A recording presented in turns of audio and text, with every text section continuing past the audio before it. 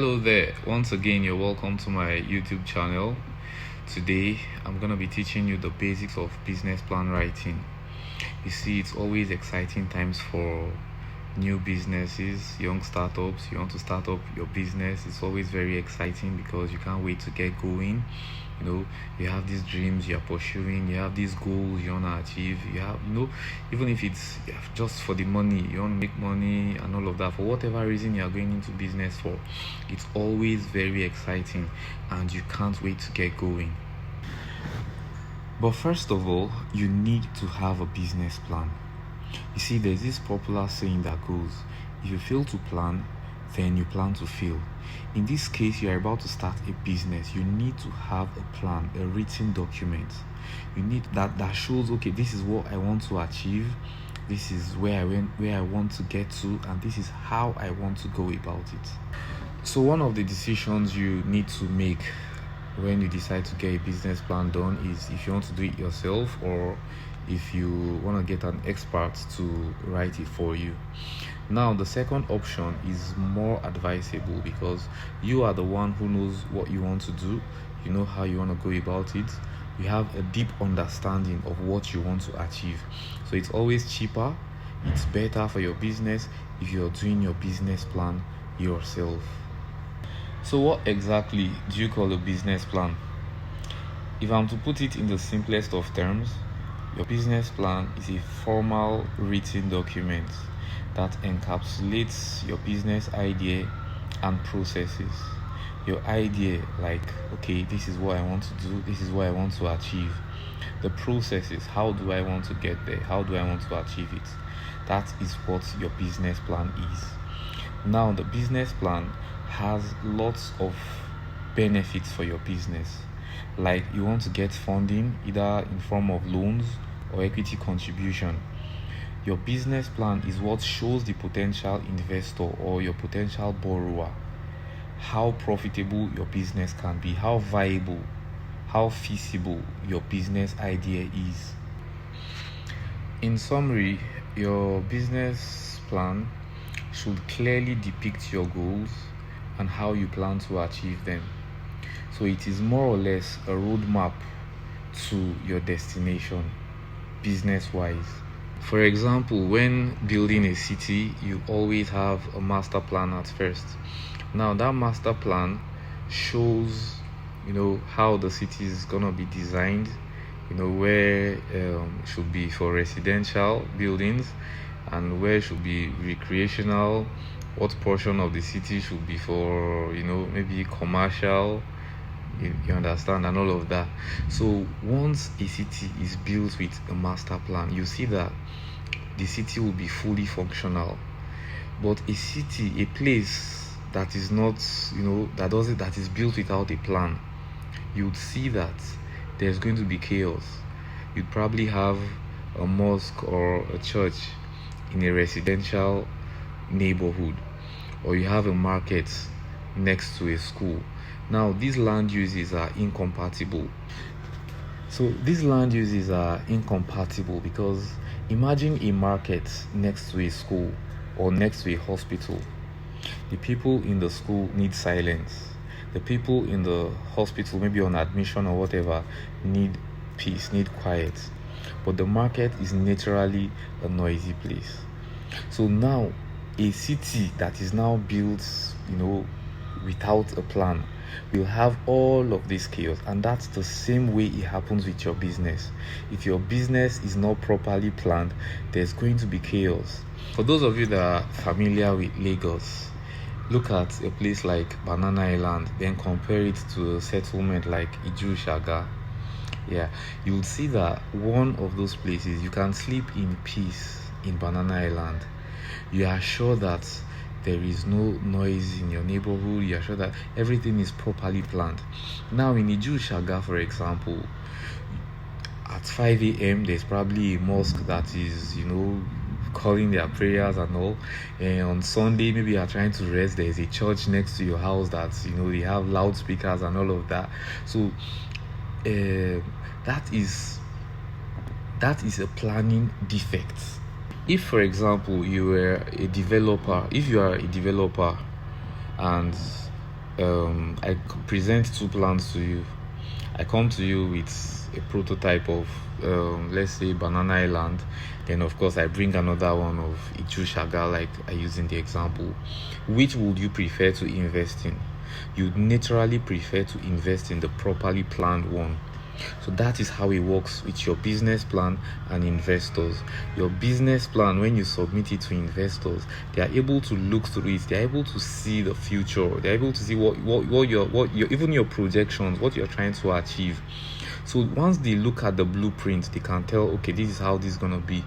Now, in the other area now, when you look at it, nobody wants something that will not work. Let me give you another example of having a business plan. Imagine you're traveling from Lagos to Abuja, and you don't know the route, you don't know how to get there. You see that when you are moving on the road, you see maybe Ibadan, 80 kilometers to Ibadan. And when you get to Ibadan, you see maybe 30 kilometers to Ife or something like that. So that already shows you the route. It lets you know, okay, this is how you're going about your journey. As you're driving, you'd meet different road signs. You get to a place where it tells you there are bumps ahead. You get to another place that tells you there is a bend ahead. You get to another place where it tells you that there is maybe animal crossing or whatever. So you know when to speed up, you know when to slow down, you know when to stop. All these are very essential if you must get to Abuja where you are headed. I'll give you a short story. I was once driving from, I think, Lagos to Ilorin. Now the road was being constructed then, and it was tarred, it was smooth, and also I was on top speed. I think between 170 and 180 or so. I was still very young then, so that's juvenile. So I was on top speed. I didn't know that ahead of me the construction had stopped and the road was no longer good. There was no sign to show me that the construction work had stopped at so place. So as soon as I got there, of course I was on very high speed and I couldn't apply the brakes just like that. I had to run into like the bush. Luckily for me, it was a clear path that had been graded, just like a wide, very big field. So I drifted off the road. I was on that field just driving around in circles until the car eventually slowed down and I stopped. Now that's because I didn't know what was ahead of me. When you have a plan, you can always project. You can always project. You see signs, you see bends. Okay, you get to this place, there's a bend in front. You get to this place, you need to slow down. You get to this place, you can drive as fast as you can. You get to this place, you need to, calm. So that is what a business plan does for you. It's like I said earlier, it's a roadmap to your destination. So it helps you get to your destination with ease. Since you now know what a business plan is, the first step in writing a business plan is writing your executive summary. Your executive summary is very important because it is what determines, by and large, if an investor or a creditor is going to fund your business. Your executive summary is like the first part of it, so it should be able to summarize the entire business. So your executive summary should show all the information about your business in a simplified and clear manner. Have it at the back of your mind that you are writing your business plan for others, not for yourself. So you have to make it as simple as possible for them to be able to understand. Like, I want to invest in your business, or I want to fund your business. I don't have to go through stress to try to understand what you're trying to say. You understand? So it should be as simple as possible. Your investor might not be a learned person, so you have to be able to break it down in a very simple term. In very simple terms. It shouldn't be too long. It should be short and precise.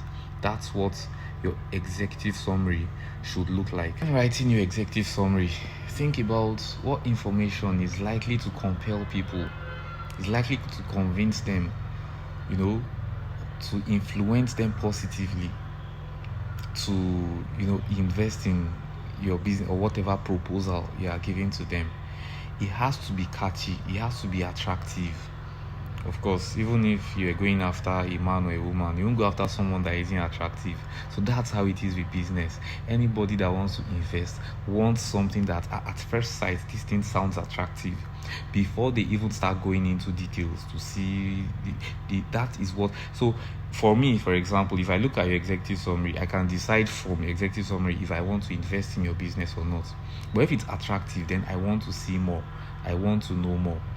So make sure you spend time on writing that part. So finally, your executive summary should talk about, the capital requirements. How much do you need to run the business?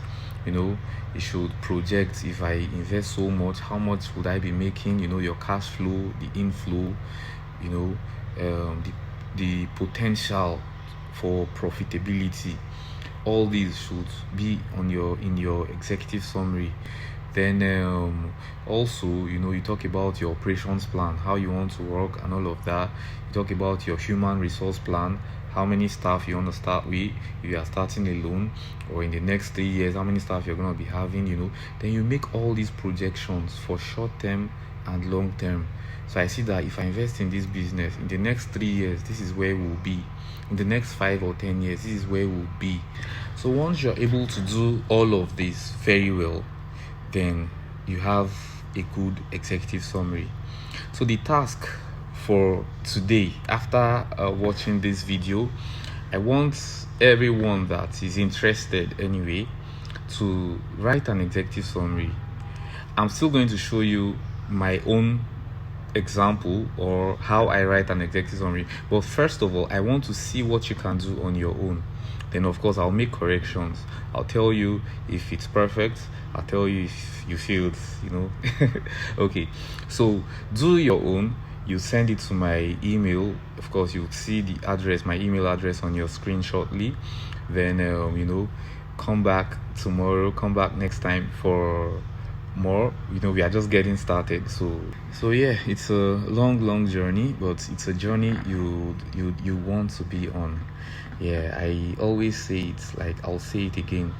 If you think following my tutorials or lessons or whatever it is I teach, if you think I'm gonna make you a multi-millionaire within a few weeks or a few months, then you probably need to go to another channel.